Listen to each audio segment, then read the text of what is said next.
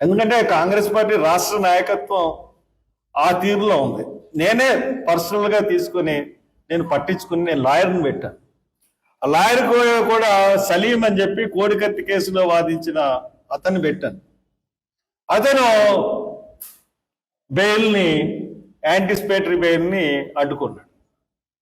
అడ్డుకున్న తర్వాత అప్పుడు పోలీసుల్లో చల్లం దిగినాయి. అప్పటి నుంచి మొదలుపెట్టారు.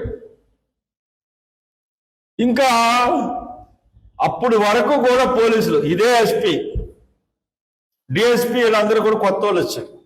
వాళ్ళు వచ్చిన తర్వాత వాళ్ళు ఛాయశక్తిలా ప్రయత్నించి మొన్న శనివారమో శుక్రవారమో 2 రోజుల క్రితం నాగార్జున రెడ్డి అని ఈ కేసీ కృష్ణారెడ్డి కొడుకుని